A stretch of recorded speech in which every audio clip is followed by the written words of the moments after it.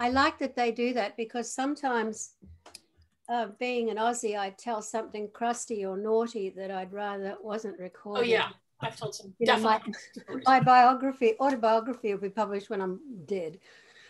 It's Phyllis's birthday the other day, so I thought that between all of us, I'd oracle a page of Phyllis's Frederick's Light on Running Water to open. Would that be all right? Yes. All right, everyone. I never saw that book before. Oh, there's so many books in here. I can't even find the one I want to send to Tracey. We have a Baba lover who writes poetry and he speaks Gaelic in Australia, Michael Rohan. I'll find the book eventually. But anyway, my hand fell on this book instead. So, can you tell us a little bit about her for those who don't know who she is? Filis Frederick was a Baba lover who met Baba, was best friends with Adele Walken, and they came to Baba. She was a psychic, and her father was part of the, what is it called again, Rosalie, the White Brotherhood. And they were a group. The father was? Yes, and they were a group who would help soldiers in the war. There were so many millions of them crossed to the other side. They were part of a group meditating on that. And Phyllis grew up in that environment and was left with childlike psychic abilities, and some of which eventually she asked Baba to take away, and he did, because it was a bother. And because why? It was a bother.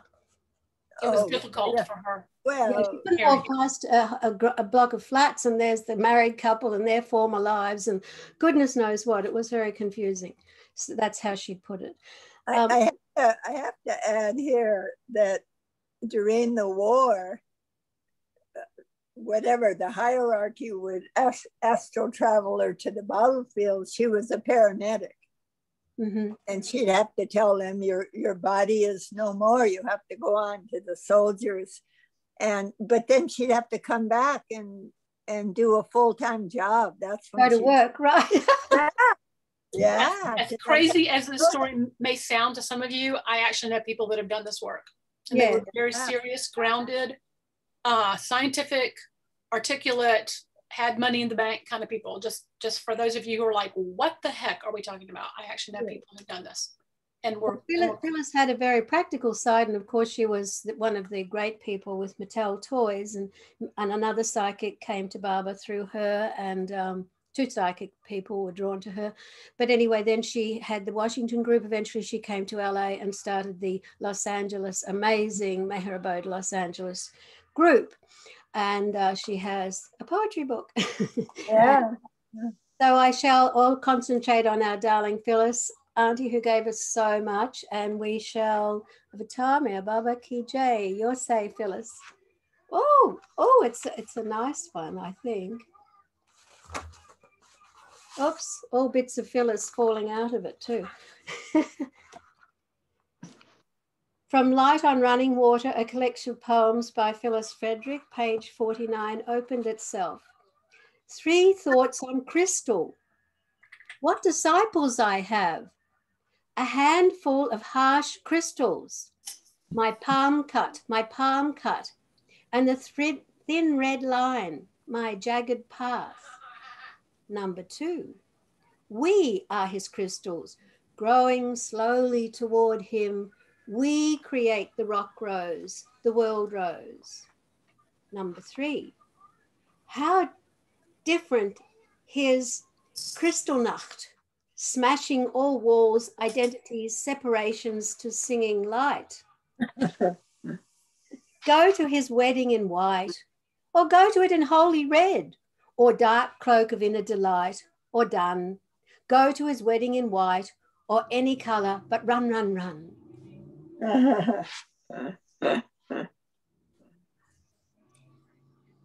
Thank you.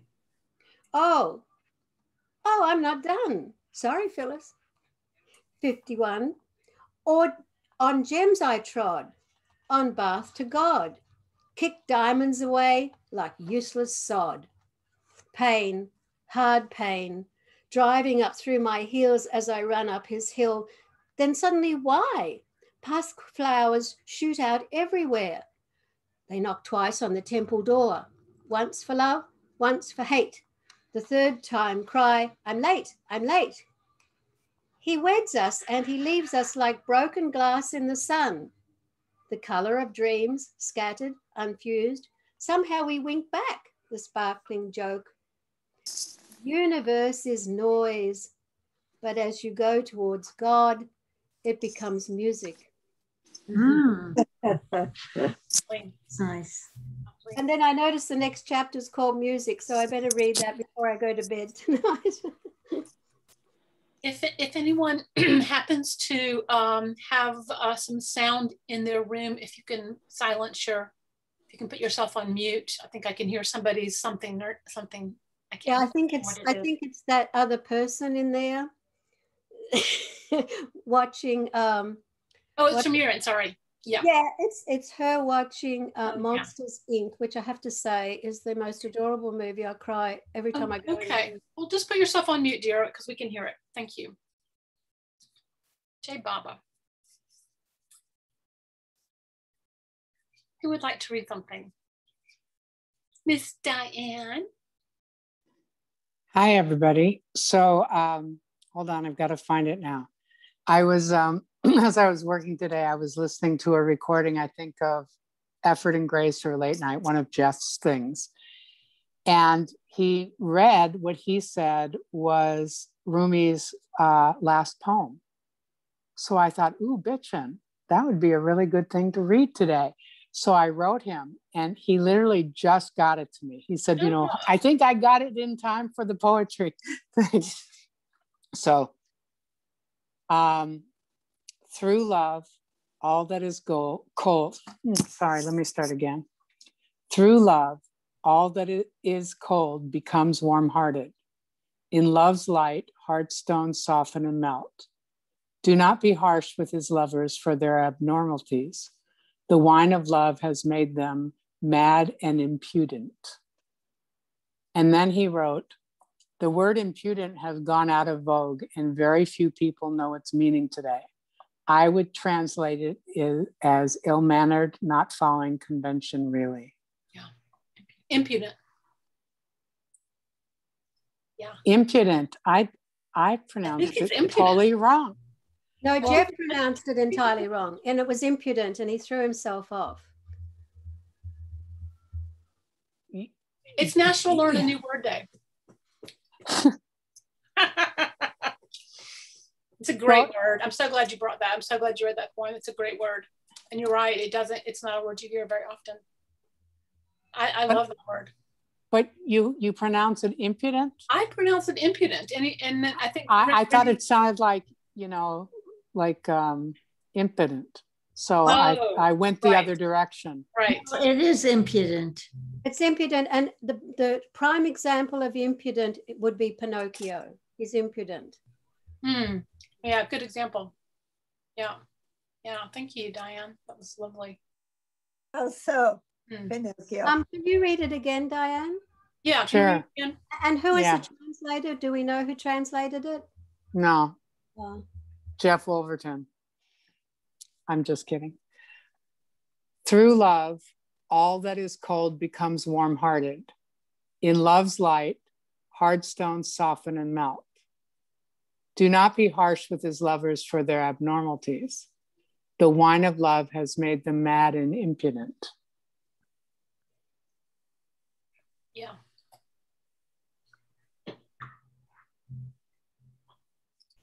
Smell, this reminds me that we are next week, to let you all know, we had talked about this. I'm going to do a little, you know, sharing some of the ways I've learned to memorize poetry.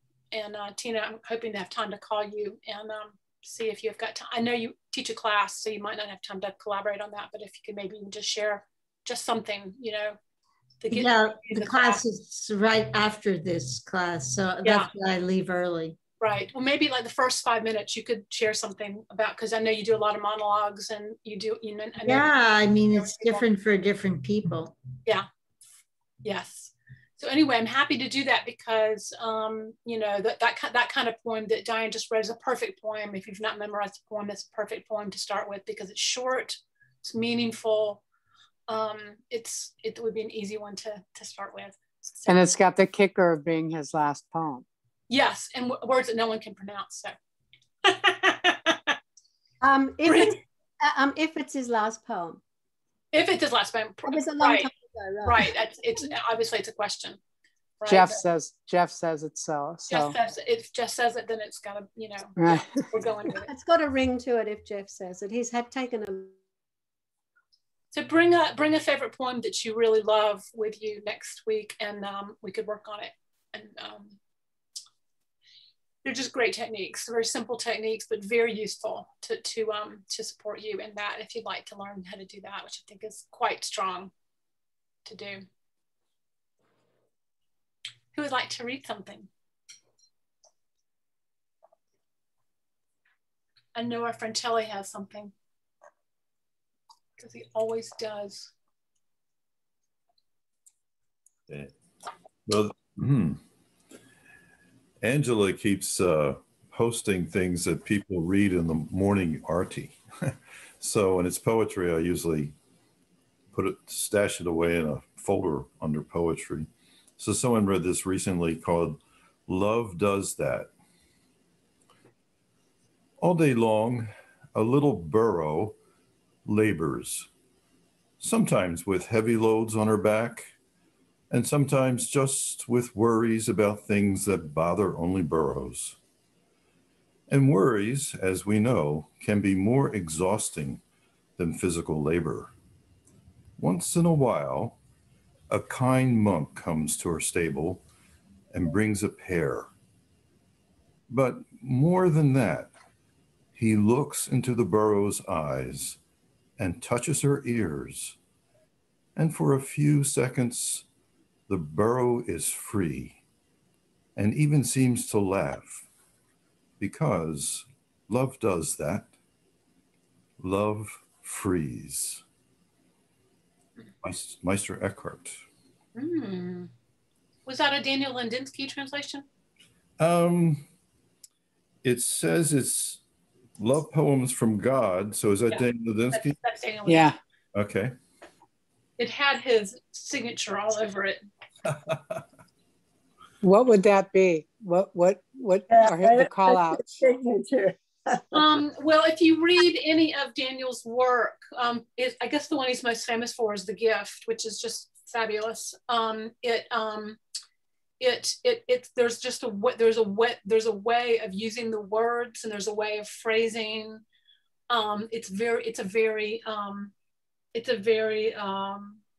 It's poignant, but it uses a lot of everyday words. Mm-hmm. So it comes across as very casual and almost conversational, which is, I think, one of the reasons he's so popular, but it's also got this poignancy to it, this deep insight poignancy to it. That's a lovely combination that's pretty rare for people to do, although it's becoming more common since he's really popularized it. But if you ever get a copy of The Gift, or I'll send you a couple of poems from it, there's just a quality about it that you can instantly note in his other translations. We have the book that she just read from.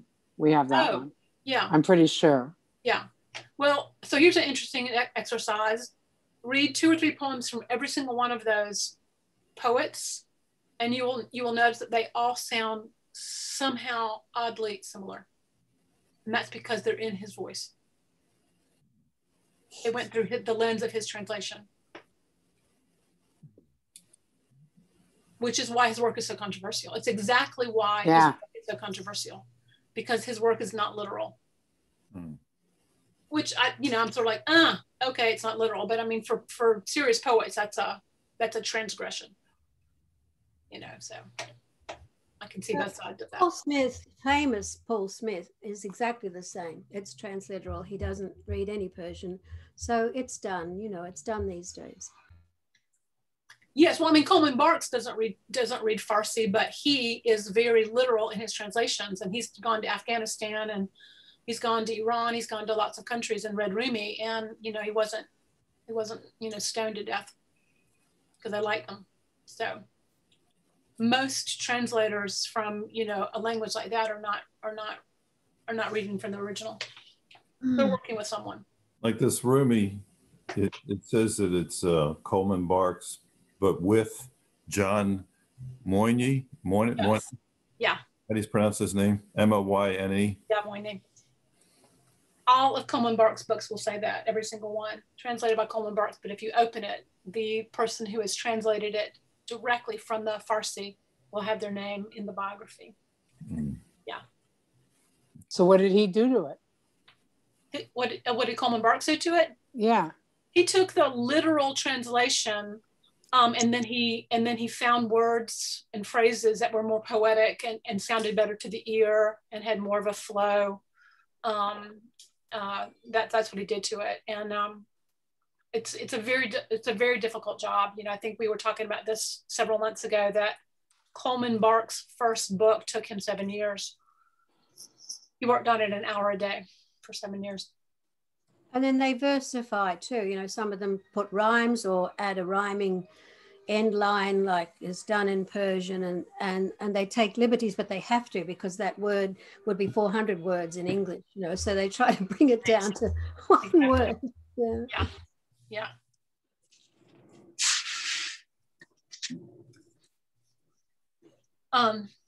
Well, here's a poem I found that I thought was so lovely. It's from a book I recently got. Oh, I can't see myself. Pink.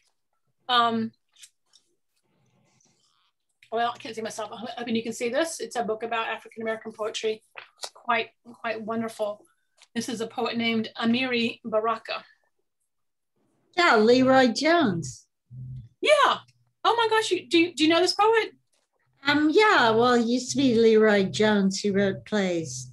Oh, that's so lovely that you know him. Yay. I don't know him personally. Oh, okay. Yeah. He was born in 1959. Lately, I've become accustomed to the way the ground... Sorry, it looks like those lights haven't been set up yet. You can do that in a system. Is that you, Diane? Lately, I've become accustomed to the way computers talk during poems. The ground opens up and envelopes me each time I go out to walk the dog. With the broad-edged silly music the wind makes when I run for a bus. Things have come to that. And now, each night I count the stars, and each night I get the same number. And when they will not come to be counted, I count the holes they leave. Nobody sings anymore, but everyone's phone goes off. And then last night, I tiptoed up to my daughter's room and heard her talking to someone. And when I opened the door, there was no one there, only she on her knees, peeking into her own clasped hands. I'm going to read that again since we had lots of interruptions. Lately, I've become accustomed to the way the ground opens up and envelopes me each time I go out to walk the dog. With the broad-edged silly music the wind makes when I run for a bus. Things have come to that. And now, each night, I count the stars, and each night I get the same number. And when they will not come to be counted, I count the holes they leave. Nobody sings anymore. But last night, I tiptoed up to my daughter's room and heard her talking to someone. And when I opened the door, there was no one there, only she on her knees, peeking into her own clasped hands.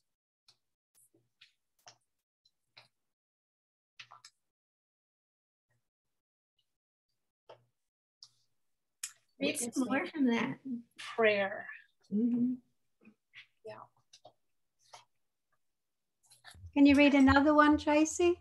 Oh yeah, this is one that we read. This is a poet that we read last week. I can't see myself, so hopefully you can see this. The Wounded Bud by Fred Lamont, who's from California, still alive, fabulous poet. This is how God becomes dust. Touch your forehead to the earth. Bow down to the light in your body. When the light within lifts up your head, crying, do not worship me, for I am you. Bow down, bow down. All around you, dripping with quietness, flowers are doing this to rain. The golden moth that lives one day does this to the flame, the moon to the sun. One breath does it to another. Receive yourself. Bow down and drink. Be the mother of your heart. This is how dust becomes God.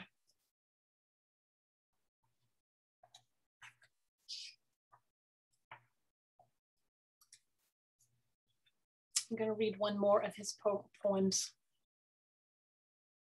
In heaven, there's a sign, this space for rent. God lives down here now. He loves to walk barefoot on our dusty roads, brushing the cheek of the child who trots along beside him. He reaches out to hold the contagious hand. He pauses to fill the mad woman's eyes with his. Their faces are mirrors leaning together, hollow corridors of wonder. We're all like that, just lead and emptiness polished by his glance. He came here for this gazing. What sparkled in the star shines inside us now. Think I'm kidding? Try this breath.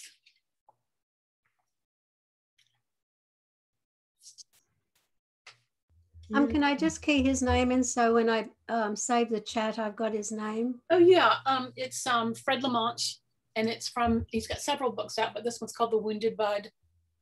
He is an interfaith chaplain who works with Vietnam vets, teaches meditation and does peace work, reconciliation work. And what was the name of that book? This book is called The Wounded Bud. It's his newest one. The Wounded Bud. And it's from St. Julian Press, for those of you who like to get a copy. Thank you. I've loved owning that book. Yeah. I'd like to read one since I have to leave early. Yes, ma'am. This is Hafiz. One day the sun admitted I'm just a shadow. I wish I could show you the infinite incandescence that has cast my brilliant image. I wish I could show you when you're lonely or in darkness, the astonishing light of your own being. Mm. Yeah, so good. Translator? I don't know. I just that's a Daniel Ladinsky poem. Okay. I just got it from the internet. That's definitely Daniel Ladinsky. Mm-hmm. That's Dan. I'm being very good. I'm putting each poem in the chat. Oh, thank you. Yeah. I love this. I'm being selfish for myself, but anyway, I'm putting it in there if you want to save it. The 3 little dots down on the right will save it.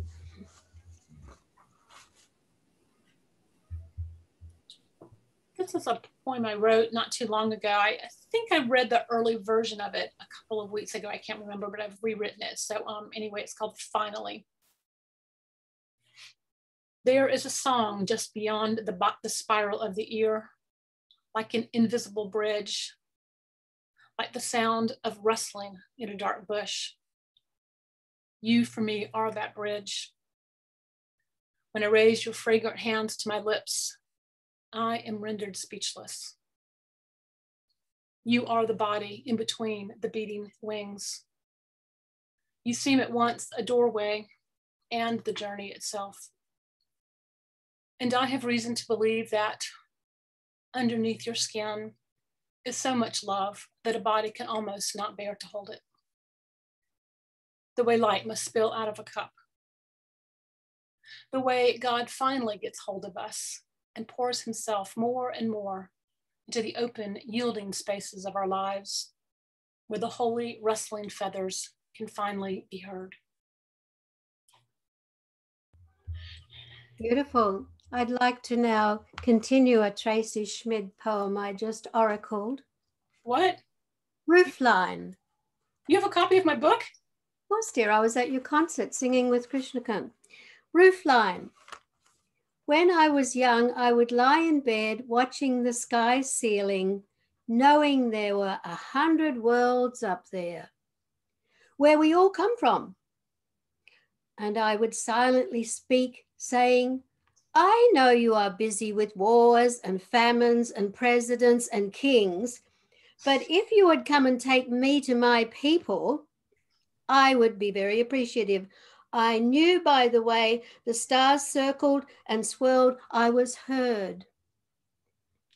And one day, family would appear like a ring, like a window into love, and I would be sitting on the inside, and I would be sitting on the inside looking out, instead of how I am now, under the star canopy, wondering when the roofline will appear. Tracey, what's that feel like? Have you had people read your poetry? Because you can turn very red, and it's just an wouldn't honor. Look at the kids. It's just an honor, and yeah, I think I need to turn the fan on. It's been warm in here for the past few minutes. Yeah, it's just an honor to hear someone read your poetry, and it is a funny experience because on one hand, you know, it's not like I wrote the poem because I wrote it so long ago. It's like I'm hearing somebody else's poem, but I remember the exact moment I wrote it. I remember exactly what I was feeling. I remember the emotion behind it.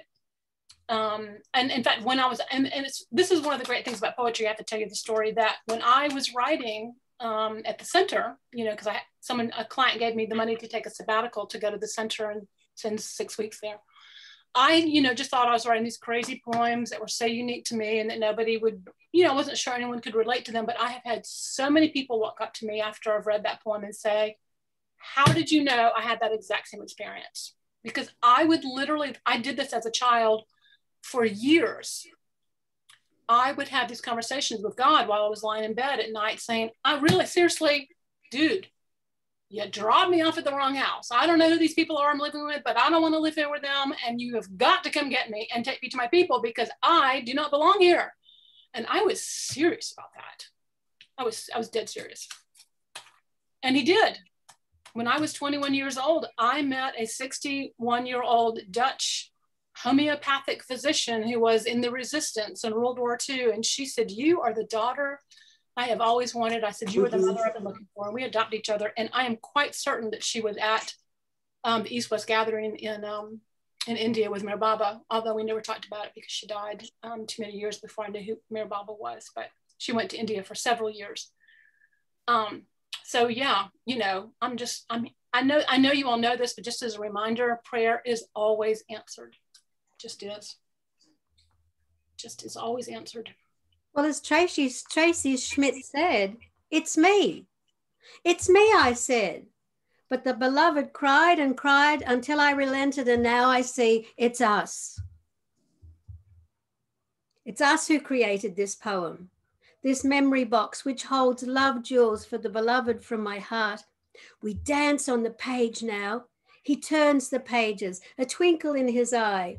I make coffee for our break.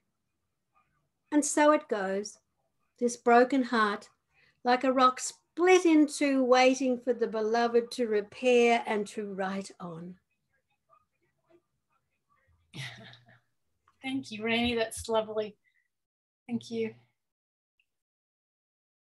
That poem was inspired by a sweat lodge I was in with some Cherokee people. And I was having quite a difficult day. And, you know, for those of you who have never been to a sweat lodge, it happens in 4 stages. And it's designed to get hotter and hotter and hotter until you literally are pressing your body against the earth in profound desperation that you can get through it. And it's designed to do that very thing. It's designed to remind you that we cannot do anything without God. And it's also there to remind us that it's like a rebirthing in the womb of the earth. It's hot and it's wet and it's dark. And so I was there pressing my body against the earth, hoping I could get through it, suffering. And the Cherokee woman who brought the next round of rocks in, I could see the rocks coming in. She was bringing them in with a pitchfork and she was dropping sage and sweetgrass on each rock as it came in. And I could see one of the rocks perfectly and it was shaped exactly like a heart. And I said, look at that, that's incredible. And the minute she laid it on the fire, it broke in two. And she stopped the ceremony. And she looked around, she was very serious. And she said, that rock broke open for someone in this sweat lodge. The flap was open so we could see each other a little bit. And I was just too hot and tired and exhausted to raise my hand and say, "It's my rock." Because I knew, that was some part of me letting my heart break open into two, so that I could, let God in. I could let love in. As the lovely saying from the Talmud, that the student went to the rabbi and said, "Why does it say in the Torah that God's name is written on our hearts? Why does it not say God's name is written in our hearts?" And the rabbi replies, God has to fall inside our broken heart in order for us to let God in. Our heart has to break in order to let God in. So, and the other part of that poem was, I was sitting in, some of y'all have heard this story, so I apologize for those of you who've already heard this story, but I was sitting in the, what's that building by the refractory where they've got lots of little rooms? It's that building on the center. They have all those little rooms right next to each other. The bungalow? The bungalow. I was in the bungalow, and I was writing poetry, and Baba came to me, as he does when you're at the center, and he said, "I would like to help you write your poetry." And I said, "Oh no, Baba, I've got this. I'm good." And I turned the light off, and I tucked myself in my bed, and I laid there for about 45 seconds, and then I got back up and I turned the light on, and I said, I don't know what I was thinking. Yes, thank you, please. And that was a poem I wrote in response to realizing I had been an idiot. I know. So I said yes. Some of us are very reluctant to receive help. I'm one of those people. So thank you, Rainey, for sharing that. It's fun to tell the stories behind it.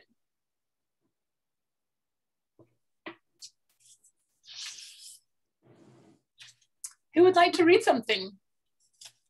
I've always got more. If y'all don't have something, I've always got my little cache lined up, but I'd love to hear what y'all have. Do you read yourself? Do I read myself? You mean to myself? No. Do you read your own poetry? I know we had the great Rainey Eastman do it. You mean, do you want to hear, are you saying you want to hear one, or are you just asking me, do I read at my house by myself? No, I the latter. I'd love to hear you read your own poetry. Oh yeah. Yes, I would be happy to read one for you. Give me a topic and I'll see if I have a poem for it. Light at the end of the tunnel. I like it. I like it a lot. What do you have, an Excel spreadsheet of themes? No, but that's a great idea. No, she's telling you that next week, come and learn about the magic that happens in poetic memorization. That's a great idea. So this is a poem I wrote called "End of the Spear." It's about that topic. And I was at the center writing poetry, and everywhere I looked, every word that I came across was the word forgiveness. And I went into a minor panic thinking, oh my gosh, is there someone I haven't forgiven? And I realized there was someone I had not forgiven. So I wrote this poem based on I felt like Baba was asking me to write about this topic, which has something to do with what you just said. And for those of you who happen to know the Bible, there's lots of Bible quotes in it, or references, I should say. It's called "The End of the Spear." Roll the stone away from the tomb where your heart has lain for eons. It has become an incubating grief, which at your own hand has become a weapon. Running from yourself at all costs. Discovering too late that you have become a tourist instead of a pilgrim, or loud instead of powerful. Given up for dead, but only sleeping. Coax yourself awake again by leaning into your sure and eventual release. The thorn lodged into that once tender spot has fallen out now from the sound of your own voice. That which flowers on the vine wants to remind you that this beauty was always meant for you. Nothing lightens the weight of the world like dropping the spear we point against ourselves. Consider becoming your own wild and faithful companion. Turn out the light you have left on night after sleepless night because of fear. And watching the star veil hatch a firmament, listen. The stars are speaking their love language, saying, forgive yourself.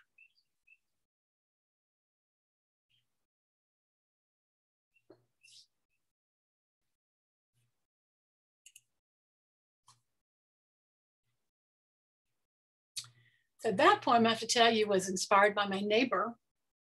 I went to see a movie with some Baba lovers years ago, and it was this movie about forgiveness. And I thought, when did you see a movie about forgiveness? That just doesn't happen. It was called The End of the Spear, and it was a true story about two tribes in Ecuador who had a very strange belief system that if someone killed a member of their family, they had both the right and the responsibility to kill a member of that marauding tribe's family. And so they were basically killing each other off. And the Ecuadorian government, who of course didn't care about tribes anyway, was about to relocate them from their ancestral grounds. And so some Americans heard about this. This was back in the 40s or 50s. And they said, could we go and talk to them about peace before you do that? And they said, well, you have 60 days. So they fly into this extremely remote part of Ecuador, and they fly in one of those planes that can land on the river. And they knew some words in the language because one of the children of that tribe had been banished from the tribe and had found her way into this family. And so they wanted to develop a relationship, and they started talking, and within several hours, all 6 of the men who were there were speared to death by the tribe. And one of the men had a Super 8 camera and documented the entire thing. So the wives of the men who were killed wanted to go back and retrieve the bodies of their husbands. So they did, and they found the bodies and the plane, and they found the Super 8 camera, and they saw what had happened. And these women were so committed to teaching forgiveness that they decided to go and live among the people who murdered their husbands and teach those people forgiveness. And that's when the movie got really interesting for me, because I was like, okay, you just really, there's no greater challenge than to forgive someone who's murdered the person that you love, the father of your children, but they did. And so the child of one of those women grew up to be a filmmaker and wrote a film about that. And it's called The End of the Spear, and you can rent it on Netflix. And it's just the most stunning movie. So one day, my neighbors who I'm very close to, they burned all my shiitake logs, which if you're from Asheville, you know what a shiitake log is. It's this log where you inoculate it with spores so you can have mushrooms. Well, they did that by accident, and they felt very badly about it. So I saw that down the road, one of my neighbors who lived in one of the old farmhouses had just cut down an oak tree. So I stopped by to say, hey, could I have some of those limbs? Well, I figured they were from the original family of that town. It's called Weaverville. For those of y'all who live here in Asheville, Weaverville is North Asheville. I lived in Weaverville. So I figured they were from the old Weaver family. Well, that turned out to be true. This family who cut down this oak tree were the Weaver family. So we got to talking, and I wanted to give the guy some money for letting me have these logs, but he wouldn't take any money. So I went down the next day and I gave him a copy of my poetry book because he lived with his aunt. His aunt had a PhD in linguistics, and people who are into linguistics are usually into poetry. She was 89. So she's so adorable. You know, she lives like half a mile down the road, but she writes me a letter and puts it in the mailbox and it's thanking me for the book. And she went to my bio and she saw that I worked with Native people for several years. And she said, I loved your poetry. I went to your bio. I saw that you did all this work with Native people. It reminded me so much of the work that I did. And then she named those 2 tribes from Ecuador. So I got in my car immediately. Like I I drove down there as fast as I could. And she wasn't there, but her nephew was there who I had been talking to. And he goes, yes. My aunt with whom I live, who was a descendant of the Weaver family, was one of the women who lived among the Ecuadorian people and taught them forgiveness. And she lived among them for 30 years. That was my neighbor who did that. And I was just so moved by that story and other stories that I have heard from Baba, you know, about forgiveness, about how deeply committed, you know, Christ was and Baba was to forgiveness, and how easy it is for us to, how easy it is for me, I should just say me, how easy it is for me to really hold a grudge against someone. And I was just very moved by that. And so I dedicated that poem to her and named the poem after my neighbor who had done that. And I'm so grateful for those stories that we have to inspire us. I think I told that story 2 weeks ago about, you know, that disciple, Khorshid, I think it was Khorshid, who, you know, was kidnapped by his family because they didn't want him to give any more money to Baba. He had already given lots of money to Baba. This was, I think, in the 50s or 60s. His family kidnapped him and imprisoned him in a room for over 2 years and made him sign a paper that he would give all of his inheritance away to them. And so he did, because he was dying in that room and he had a wife and child. And so finally he was released. He died a year later from the grief of it, from the stress of it. And Baba asked that disciple's wife and daughter to spend several years taking care of his sibling, who was one of the siblings who had imprisoned him and kidnapped him. Baba said, well, I want you to go and take care of her in her old age. And they did. And I thought, I mean, it's like, you know, we were talking about this. I think it was 2 weeks ago. We were talking about how that's like a mystery that you know, that we would be asked to forgive people for something so heinous, you know. It's a very powerful move to forgive, because and it's important to do so, because if we don't forgive, then the other person retains power over us because we're a victim. And I remember hearing the wife of Daniel Pearl, who had been beheaded. He was a journalist who had been beheaded. And his wife had actually watched the video that was taken, you know, this horrible thing. And she just wouldn't let them keep power over her. And so, I don't know if she said she forgave, but she didn't allow herself to get sucked into what she could easily have felt. Right, yeah. Yeah, I think it's so, I'm very moved by people's ability to forgive and how much it inspires me to do that. I've heard several stories of Baba, you know, asking people to forgive each other and then the people refusing to do it, which is incredible. I had a fight years ago. I was working on a documentary and I had a fight with a woman and we weren't speaking to each other, and the whole project fell apart because of it. And I was watching a documentary on PBS, and it was about that Amish community that had their milk driver assassinate several of the children in the schoolhouse, lined up and assassinated them. He was grieving because his child had died.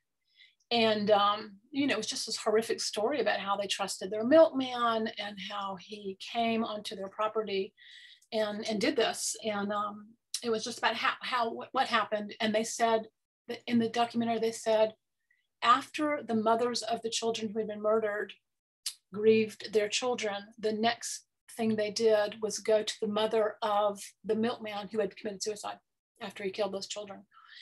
And they comforted her because she had also lost a child. And I just thought, oh my gosh, you know, the compassion, the generosity of spirit to even think to do that. And then they ended the documentary, which was a 1 hour long documentary about that episode. They ended the documentary by this statement: the Amish people chose to forgive him. And I picked up the phone literally 5 minutes later, and I called that woman and I said, I would like to work this out. I'd like for us to forgive each other. And we are now very good friends. And it was inspired by that episode of those people forgiving something so heinous that, you know, I couldn't imagine not forgiving someone for anything.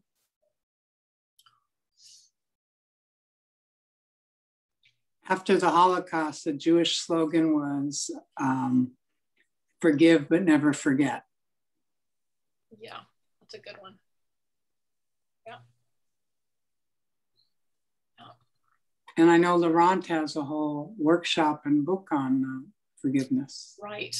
It's for those of you who have not read that book, it is fabulous. It's called Unforgiveness with Mayor Baba. And it's quite wonderful.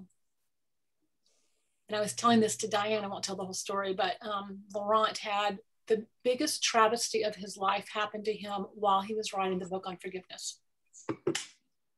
And he had to forgive someone who betrayed him in the most profound way you can possibly imagine being betrayed.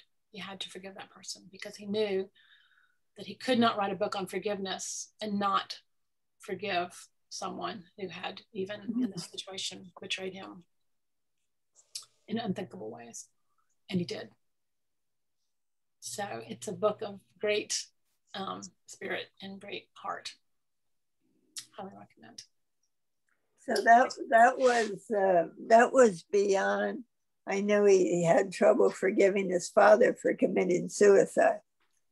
Is that what you mean, or is no? This was even worse. Oh, if you can imagine something worse, this was worse. Mm. Yeah. You'd have to ask him. I'm not sure it's a story he'd really publicly, you know, if you asked him, he would tell you, but I'm not sure it's a story he would want publicly circulated. You know what I mean? No, I just wonder if it was the same one. No, it was something else. No. Can you love that? Yes. So our time is up. Does anybody want to end with one more poem? I was going to read a Steve Klein, but then because that's what your book was next to his book. K.S. I don't know. They're not alphabetized. If Rainey had done it, they'd be perfectly alphabetized. She's OCD. But anyway, there's 10,000 books in our 700 square feet. But I oracled the Steve Klein, and then I put it underneath your book to keep it open. That was nice, synchronicity. But it came up at page 39, which was 4 lines. But then I remembered, wait a minute, there's a lost poem of Steve Klein's. Where is it? And I even sang it. I even know it by heart. Where is it? It's called Mara's Song. Where is it? So was there a book before this book? There must have been, right? Oh, Beloved by Steve Klein. I don't have any of his books, so I don't know. Does anybody else know?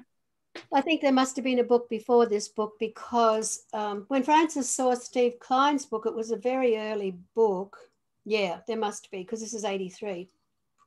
When Steve sent it to Francis Brabazon, he'd take everything and just disappear into his room. But then he would bring whatever it was out that he wanted the tribe to have a look at, and he'd just leave it on the end of the table. So whoever was interested could look at what had come in the mail to the abode. It was the abode, not his, so to speak.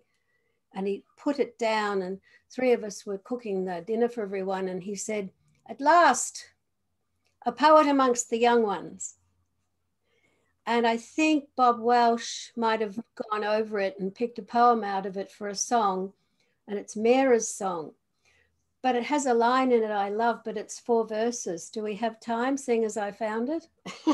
Because now I want to photocopy it and put it into other collections, the Mara collection and the Steve Klein collection. Mara's Song, Steve Klein. My day dawns the moment you awake.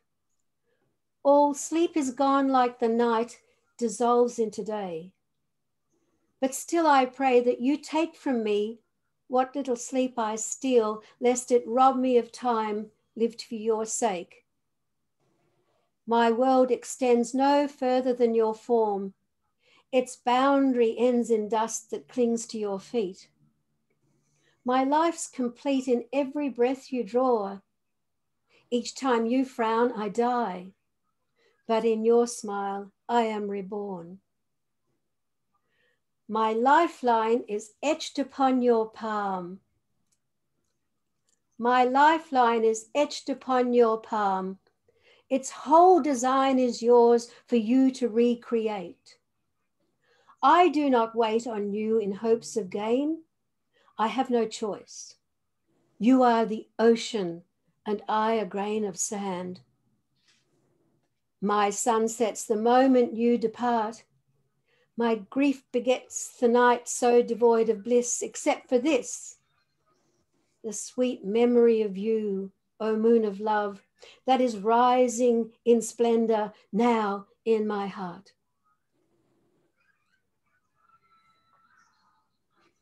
That is lovely. Thank you. Goodness, I refound it. All I remembered was my lifeline is etched upon your palm, and I went through the whole book and it wasn't in this. Gosh, what a great line. Loved it. What a fabulous line. Here it is, scribbled.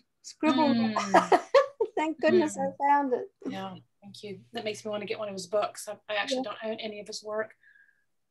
That was beautiful. Thank you.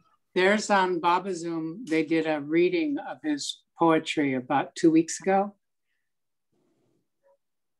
There's some big fans of his. Oh yeah, I'll go listen to that.